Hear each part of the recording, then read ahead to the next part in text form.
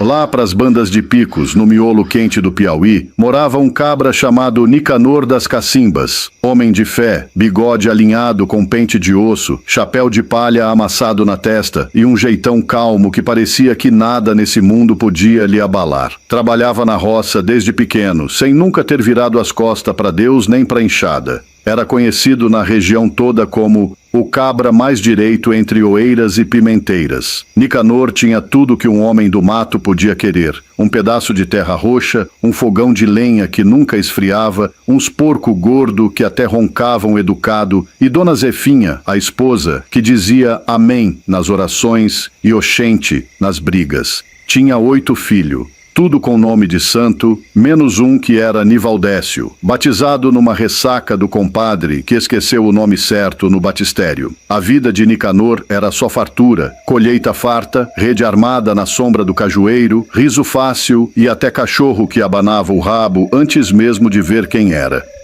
Mas num dia quente, daqueles que se pode fritar ovo no capô do trator, lá no céu começou uma prosa estranha entre Deus e o capiroto. O cão, sem ter o que fazer no inferno, subiu até a beira do trono divino e disse: "E aquele tal de Nicanor, hein? Só é temente porque o prato dele vive cheio e o lombo limpo de doença. Quero ver se ele reza depois que perder tudo, até a colher de pau." Deus, com a sabedoria que só ele tem, respondeu: "Vá, criatura, tire tudo dele, mas não ouse tocar na vida do cabra." E foi o que bastou. Naquela mesma semana, deu-se uma ventania que varreu o galinheiro, voando galinha para cima de jumento e jumento para dentro do milharal. A casa de farinha pegou fogo com a lenha acesa, os porcos pularam no açude e sumiram. Diz que um foi parar em Juazeiro do Norte.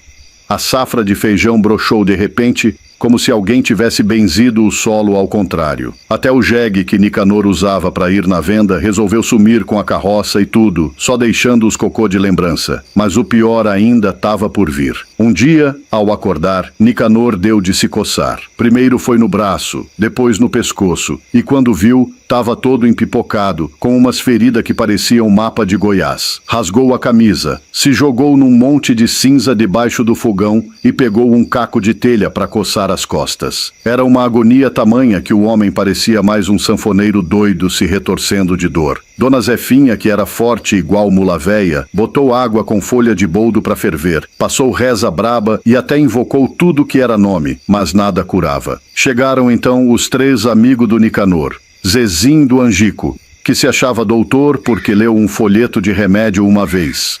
Bastião do Curral Quebrado, que dizia ter conversado com um anjo bêbado no sertão. E Zé Lourenço de Inhumas, que era meio filósofo e meio fofoqueiro. Sentaram em torno de Nicanor e começaram a discursar. "Nicanor, tu tá assim é porque andou mentindo nas pescarias. Foi praga de parente que tu não ajudou no batizado do menino. Ou então foi Zefinha que fez simpatia errada." E Nicanor, coçando o pé com a vara do feijão, retrucou: "Se sofrimento fosse castigo, o cabra que come pastel de vento em feira já tinha virado estatística. Eu sei que Deus não é mau, só tá querendo me mostrar alguma coisa, ainda que seja como viver sem sovaco." Aí chegou o Eliezer, o filho de Dona Filomena, lá de Corrente, moço sabidinho, óculos fundo de garrafa, que lia até bula de remédio de cabeça para baixo. Ele escutou a lamúria de Nicanor, olhou para o céu e falou: "Às vezes, Deus cala para ensinar. Ele não castiga, ele molda, como quem faz panela de barro. O sofrimento é só a queima no forno, compadre." Mas o sofrimento era tão fundo que até Zefinha, mulher de fibra, começou a trincar por dentro. Ela, que nunca largava a mão do terço nem no meio da lida, andava com o rosto murcho, o olhar perdido entre o fogão e o quintal. O corpo dela ainda varria o terreiro, mas a alma parecia ter pegado o caminho da mata. Numa tarde abafada, com o sol derretendo até pensamento, ela entrou na casa e viu Nicanor deitado na rede, magro que só a lembrança do que já foi, coberto de ferida, coçando com um caco de telha e com os olhos perdidos lá longe, olhando pro nada, como quem escutava Deus calado. Zefinha parou, ficou olhando ele por um tempo, segurando o pano de prato nas mãos. Os olhos dela encheram d'água, mas não era choro de fraqueza, era mistura de raiva, dor e amor cansado. Então, Num impulso de quem já não aguenta mais ver quem ama se desfazendo aos poucos, ela falou com a voz embargada e o coração rasgado: Nicanor, pelo amor de Deus, homem, por que tu não amaldiçoa logo esse teu Deus e morre de uma vez? Que fé é essa que te deixa desse jeito parecendo espantalho sem espiga para guardar? Até os porcos sumiram, o jegue virou lenda e os fios tão tudo enterrado e tu aí, ainda falando que Deus sabe o que faz? Que castigo é esse que não tem fim? O silêncio que ficou depois daquelas palavras pesou mais que saco de farinha molhada. Nicanor nem se mexeu de imediato, só piscou devagar, como se estivesse ouvindo o mundo girar mais lento. Depois, num gesto sereno, quase sagrado, ele virou o rosto para ela e com a voz fraca, mas firme como tora de aroeira, respondeu: Zefinha, escuta bem o que eu vou lhe dizer, minha flor seca do sertão. Se eu fosse só amar nosso Senhor na hora boa, na hora de barriga cheia e rede armada na sombra, isso não era fé, não, mulher. Isso era negócio. Fé de verdade é aquela que fica agarrada na alma, mesmo quando o mundo está desabando na cabeça da gente. Aí ele deu uma coçada no peito, que parecia mais osso que carne, e completou com a voz tremida, mas firme que nem promessa de beato: Zefinha, eu não tô mentindo, não. Os homens veio nu para esse mundo, pelado que nem sabugo depois da farinhada.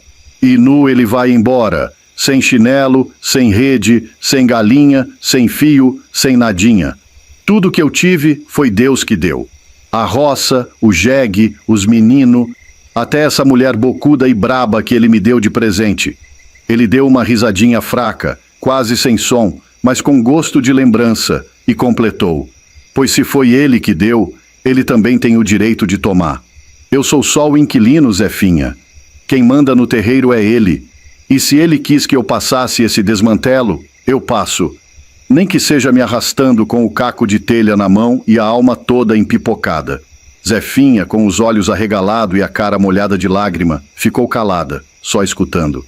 E parecia que cada palavra de Nicanor entrava nela como chuva mansa em chão rachado. A mulher se agachou mais, segurou a mão do marido e disse, entre fungada e outra: Tu é teimoso, viu? Mas é teimoso com fé. Agora eu entendi. Tu não perdeu a fé. Foi a fé que te agarrou e não te larga de jeito nenhum, igual carrapato em orelha de bode. Ele riu baixinho, aquele riso de quem já chorou tudo que podia, e disse: E é essa fé que vai nos sustentar, Zefinha, mesmo que o mundo se acabe e só sobre o toco.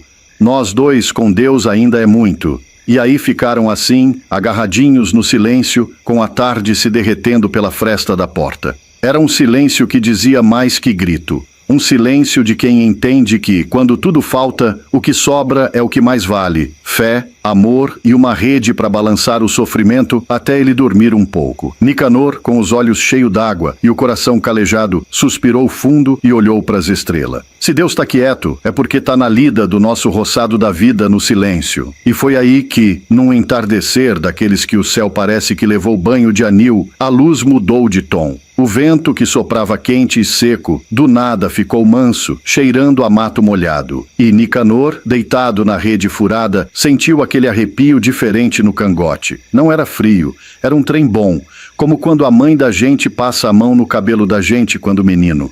Foi aí que Deus falou com ele. Não foi com trovão nem relâmpago, não. Foi num sussurro que parecia vindo do próprio coração. Nicanor, tu aguentou firme. Tô contigo, cabra. Oxe! E aí foi um reboliço de milagre para todo lado. As feridas que fazia tempo que pareciam tatuagem, tudo secou. Caiu que nem casca de ferida de menino. A careca de Nicanor, que parecia pista de vaquejada, começou a brotar cabelo de novo, e dos brancos, bem brilhante, parecendo algodão de roça bem colhido. Os olhos dele, que andava sem brilho, voltou a acender feito lamparina nova com pavio trocado. E o jegue? Ave Maria, o jegue, apareceu mancando, com um cartaz pendurado no pescoço escrito com carvão. Desculpa a demora, fui sequestrado por um circo. Dizem que o povo até viu ele fazendo truque de equilibrar balde na cabeça. A roça, que era só areia e teimosia, explodiu de fartura. Nasceu abóbora do tamanho de tambor de escola de samba, feijão deu de envergar a rama, mandioca com mais de 1 metro e milho tão graúdo que um só espiga dava para encher uma pamonha grande. O povo de Simplício Mendes dizia que até o mato ficou mais cheiroso por lá.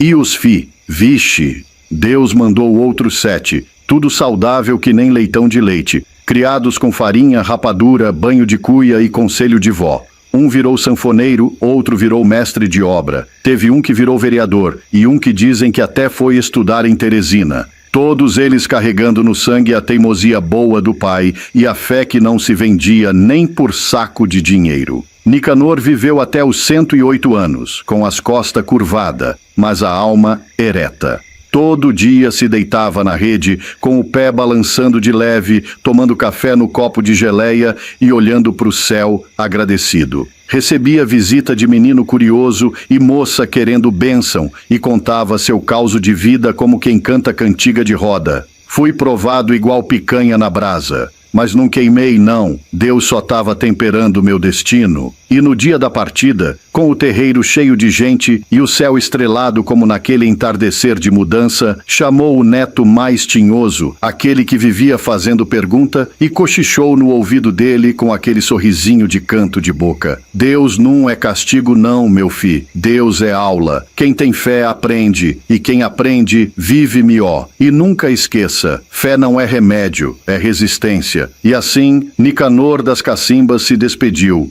Não como quem morre, mas como quem foi buscar lenha no mato e já volta. Agora, se isso aconteceu mesmo, meu compadre, em Simplício Mendes ninguém duvida. E como dizia meu avô Antolino, causo que tem fé dentro, mesmo que não seja verdade, ensina mais do que muita conversa séria.